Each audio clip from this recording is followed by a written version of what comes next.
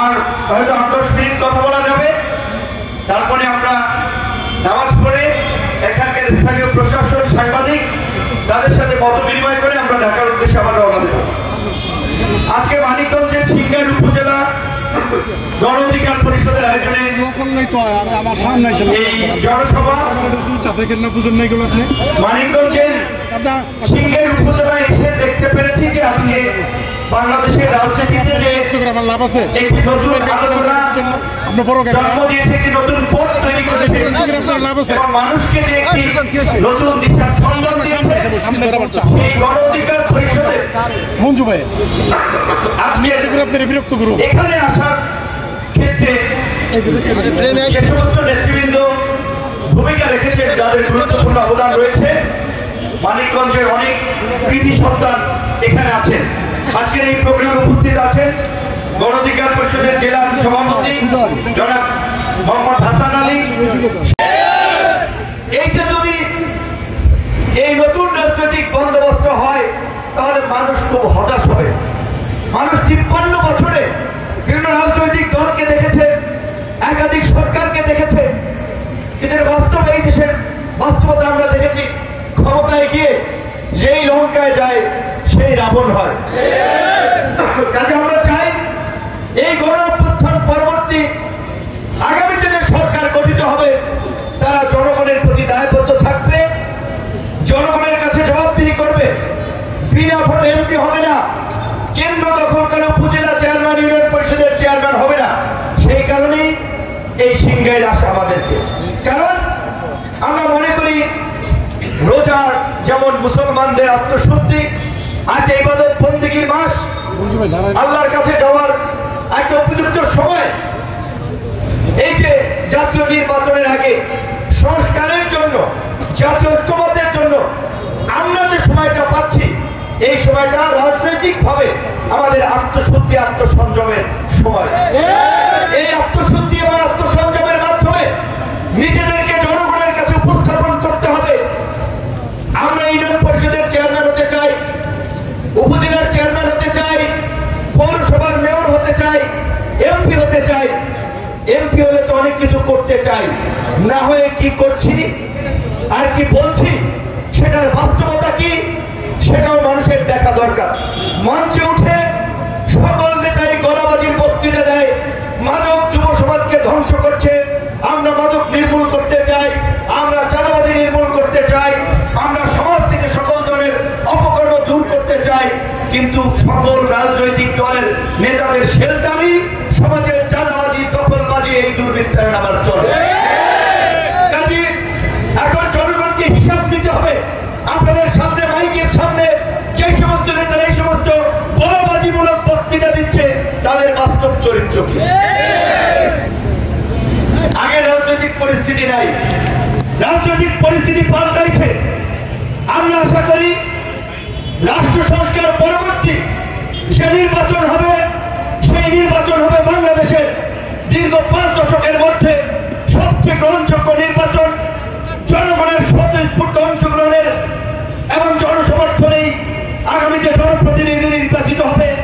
সেজন্যই আমরা বলছি, বাংলাদেশে গত 50 বছরের মধ্যে 90 পরবর্তী যে 3 দশকের সংসদীয় গণতন্ত্রের যাত্রা আমরা দেখেছি, সেই যাত্রাতেও যে আমাদের ত্রুটিগুলো রয়েছে, তত্ত্বাবধায়ক সরকার ব্যবস্থা, একটি সুন্দর নির্বাচনী ব্যবস্থা থাকলেও সব রাজনৈতিক দল ক্ষমতায় থাকতে এই তত্ত্বাবধায়ক সরকার ব্যবস্থাকে নিজের মনের মতো করে করতে চেয়েছে, যার কারণে 5 বছর পর পর নির্বাচনী সংকট তৈরি হয়েছে।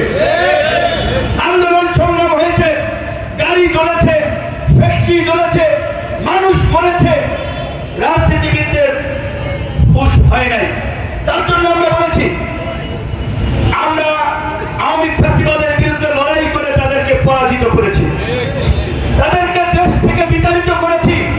এখন দেশে কোনো ফ্যাসিস্ট শক্তি নাই, স্বৈরাচারী শক্তি নাই, সকলে গণতন্ত্রের পক্ষের শক্তি, রাষ্ট্র সংস্কারের পক্ষের শক্তি। তাহলে আসেন, দেশ কিভাবে চলবে, নির্বাচন কিভাবে হবে, ক্ষমতার পরিবর্তন কিভাবে হবে, তার একটা শান্তিপূর্ণ পথ আমরা বের করি। আমরা বিভিন্ন রাজনৈতিক দল মিলে আলাপ আলোচনা করে রাষ্ট্র সংস্কারে আমরা একটা সাংবিধানিক জাতীয় পরিষদ গঠনের কথা বলেছি। সেই পরিষদের সদস্য হবে প্রধানমন্ত্রী, রাষ্ট্রপতি, প্রধান বিচারপতি, সংসদের সরকারি দলের বিরোধী দলের স্পিকার, ডেপুটি স্পিকার এবং এই জাতীয় সাংবিধানিক পরিষদ তারাই সিদ্ধান্ত নেবে তত্ত্বাবধায়ক সরকারে কারা কারা আসবে, নির্বাচন কমিশনে কে নিয়োগ পাবে, পুলিশ প্রধান কে হবে।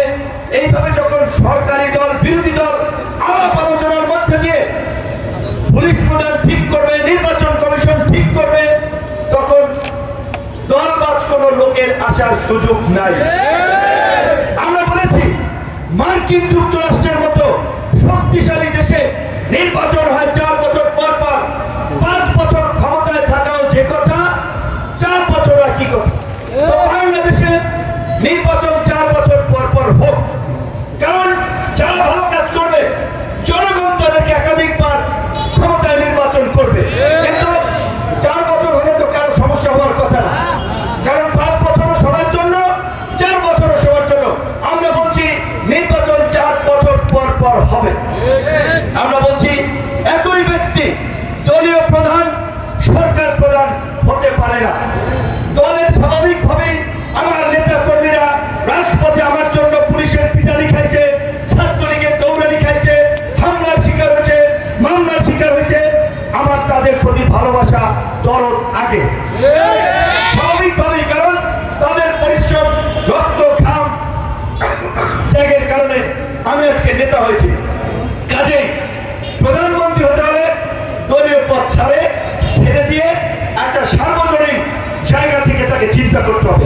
এই কারণে আমরা বলেছি দলীয় প্রধান, সরকার প্রধান একই ব্যক্তি হবে না।